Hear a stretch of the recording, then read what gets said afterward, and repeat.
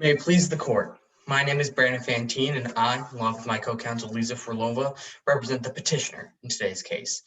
Will the court benefit from a brief recitation of the facts? Yes, counsel. In 2014, New Mexico police officers Richard Williamson and Janice Madrid went to serve out an arrest warrant on an individual that was not Ms. Roxanne Torres. Once the officers arrived at the scene where they were going to arrest, they saw Ms. Torres with another individual and approached the two. The individual ran inside and Ms. Torres ran into her car.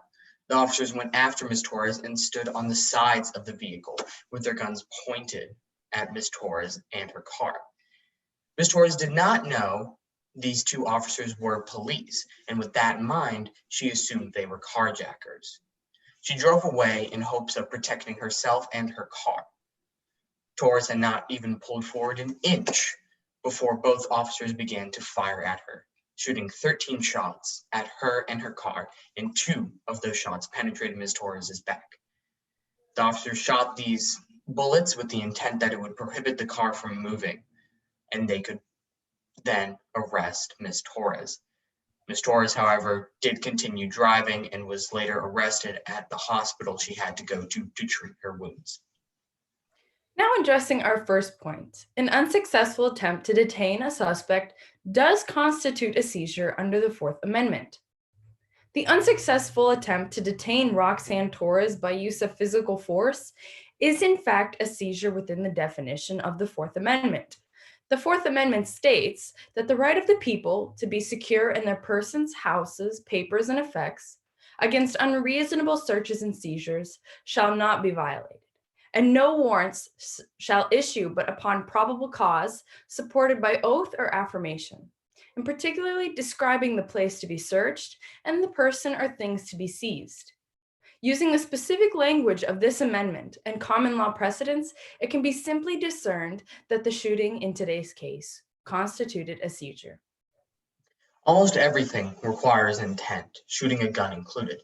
Shooting a firearm at an individual in a law enforcement capacity requires specific intent, both the intent to shoot someone with a firearm and the intent to hinder their movement, as stated in United States v. Castleman. In California v. Hodari D., the court unanimously agreed that if a police officer uses physical force on a person with the intent to restrain them, that person has been seized by the officers. Whether or not the force was direct or indirect does not matter. Only the intentions determine the existence of force and a seizure. As it pertains to this case, the respondent intended to shoot Ms. Torres to immobilize her, thus constituting the use of physical force. The shooting of Torres was not reasonable. Terry v. Ohio sets up the standard of a stop and frisk seizure. Yes? Was the police officer's shooting of Torres reasonable? No, Your Honor, this shooting was not reasonable. As I was saying previously, the shooting of Ms. Torres was not reasonable based on the precedent set in Terry v. Ohio of a stop and frisk seizure. The police officer must have reasonable suspicion that something unlawful or something dangerous to the community is occurring. This is a much higher standard than just a hunch or suspicion, and it is lower than probable cause. The officers in this case had no reasonable suspicion of Ms. Torres, and it was unreasonable for them to raise and point their firearms at her. The officers claimed that they feared being run over by Ms. Torres, and that is why they shot her. However, based on their position on the sides of her vehicle and the fact that she barely moved an inch before they started firing at her, proves this to be false, and therefore the shooting was unreasonable. In Terry v. Ohio, the court found that a seizure can occur by means of physical force or show of authority. Both versions of an attempted seizure were demonstrated by the respondent. The shooting of Ms. Torres was an application of physical force, and the drawing of said weapons along with the other position of Ms. Torres on the side of her vehicle being the show of authority. Terry v. Ohio was further elaborated on by the court in Broward v. County of Inyo, citing United States v. Mendenhall, by stating that seizures can occur if a reasonable person felt as though they cannot leave. A conclusion that can be reached via the presence of several officers, the display of a weapon, or the language or tone of a voice by the officers. Considering that multiple of these criteria were met, those being the presence of multiple officers and the drawing of a weapon, Ms. Torres was indeed not free to leave and would have been seized at that moment in any other circumstance. However, Ms. Torres had fled the scene due to a miscommunication between the respondents and Ms. Torres. California versus Hadari D established a separate test for when a suspect flees the scene after not being free to leave. The court must analyze if physical force was ever applied to restrict the liberty of said subject. At what point does a police officer affect a seizure for purposes of the Fourth Amendment? Well, Your Honor, the moment any physical force is applied to the person who the officer intends to arrest, as stated in California versus Hadari D, this includes the application of indirect physical force as well, which encompasses the use of weapons like a baton, a taser, or firearm, as long as the tool that is used makes direct contact with that person. Like my co-counsel stated earlier, physical force can either be direct or indirect, something that was established in United States v. Castleman. Direct force is simple. Punching, kicking, scratching, grabbing, or other skin-to-skin contact constitutes direct force. Indirect force, however, is a much larger umbrella that includes all other kinds of force, including any sort of contact with a firearm. The test established in California v. Hadari D requires 4 elements to be met to constitute a seizure. First is that a reasonable person would not have felt free to leave in this specific situation. Second is that the suspect fled anyways. Third is that physical force was applied in an attempt to detain the suspect. And fourth was that the force limited the liberties of said suspect. All 4 of these prongs were met in this case, therefore constituting a seizure. First, a reasonable person in the same situation as Ms. Torres would not have felt free to leave because guns were being pointed at them. Second, since Ms. Torres fled the scene, this prong is met. The connection between bullet and skin when Ms. Torres was shot constitutes an indirect application of physical force, completing the 3rd prong of this test. Then finally, the 4th prong is met when Ms. Torres went to the hospital and was arrested soon after. She had no choice but to go to that hospital because of the injuries the respondents caused. Stemming from her shooting, Ms. Torres's liberties were restricted because she had to put herself in a position to be arrested. And an arrest is a quintessential restriction of the liberties. Therefore, this test established in California v. Hadari D is fully satisfied, meaning that Ms. Torres was seized at the time she was shot. So did California v. Hadari D hold the Fourth Amendment encompass the common law definition of arrest? Yes, Your Honor, the original meaning of the Fourth Amendment is upheld by the ruling in Hadari D, as the Fourth Amendment is intended to protect people from being unreasonably arrested, a determination that Hadari D also reached. The definition of an arrest, however, is not an issue, and the court must use the most reliable definition out there when determining this. And this is the common law definition that does not require an arrest to be successful to still constitute a seizure. Respondents will argue that since Torres was able to flee from the scene, she was not seized. There was an unsuccessful detention. However, an unsuccessful attempt to detain Roxanne Torres by use of physical force, the shooting, is in fact a seizure due to the intent of the respondents. The respondents shot Torres with the intent to cause her vehicle to stop moving. California versus Hadari D states that the time or duration of a seizure does not matter if the intent to seize the individual was unreasonable. Meaning if the intent to seize was unreasonable, whether or not Ms. Torres was actually detained, the moment the application of physical force was used to restrict her liberties constitutes a seizure. The Terry test, as created in Terry v. Ohio, states that reasonable suspicion based on specific facts, not a hunch or assumption, that a suspect poses significant harm to them, others, or the community as a whole, must be present to justify the detention of a suspect.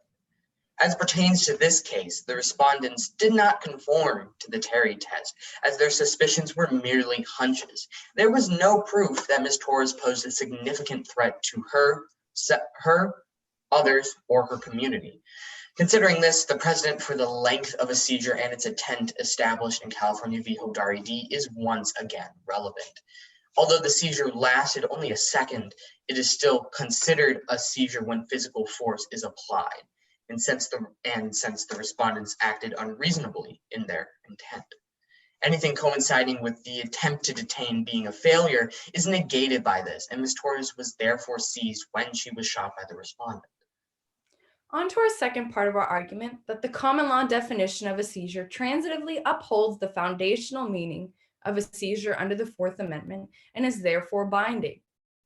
Although the common law clearly dictates what can and cannot be considered a constitutional seizure, the bindings of these precedents have been debated. However, it is clear that the common law definition of a seizure is fully grounded in historical precedent and thereby upholds the intentions of the constitutional framers, making this specific definition binding. Well, what was a common law arrest? A common law arrest was when, at the time, a peace, or now police officer, or a private citizen may arrest a felon without a warrant. As written in the Fourth Amendment, what constitutes a legal seizure is undefined. However, the English definition of a seizure during the US former years, according to Merriam-Webster Dictionary, is simply the taking possession of something. Therefore, the only way to determine the definition of a legal seizure at the time of ratification is to look at the direct inspiration behind the Fourth Amendment, the British writs of assistance.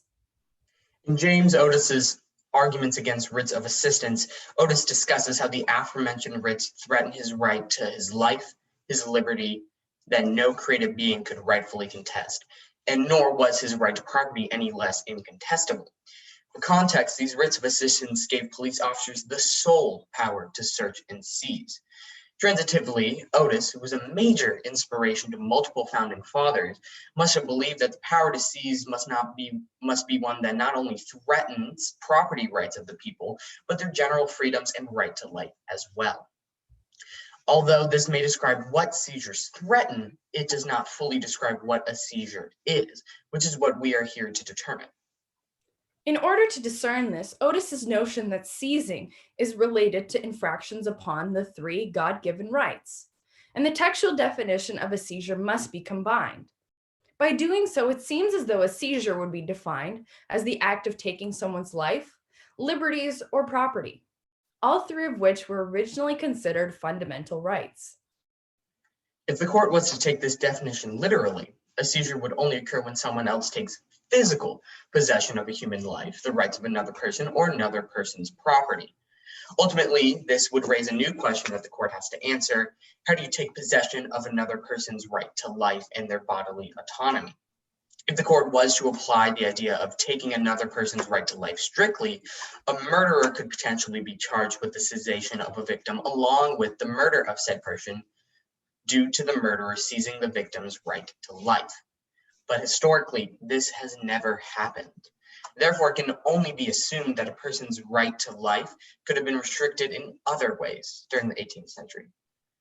Those alternative restrictions were an arrest and being sold into slavery. The reasoning behind this is that any lawfully performed arrest would restrict the physical freedoms of the arrestee, thereby restricting their liberties and the total control they have over their lives. The arrestee does not have full control over the choices they make or what they can make after being arrested. Likewise, being sold into bondage also restricts the amount of freedoms one has and the control they have over their choices, making it another form of seizure. All of this goes to prove one thing. The original meaning of a seizure is in line with Justice Scalia's opinion in California versus Hodari D.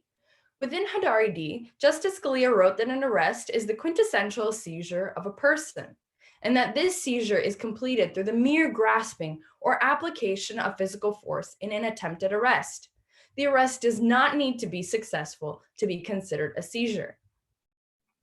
Within this ruling in Hodari D, it is clearly established that any form of an arrest is considered a seizure. The ruling also goes a step further in identifying what definition the court uses to signify an arrest, the common law definition. The respondent's position is that this ruling and the use of a common law arrest to define a form of seizure goes against the original definition of a seizure under the Fourth Amendment. However, based on James Otis's arguments against writs of assistance, a speech that directly inspired what protections the Fourth Amendment would guarantee, it is abhorrently clear that Otis and those he inspired wanted to protect the people from seizures allowed under these general warrants, chief among these seizures being arrests.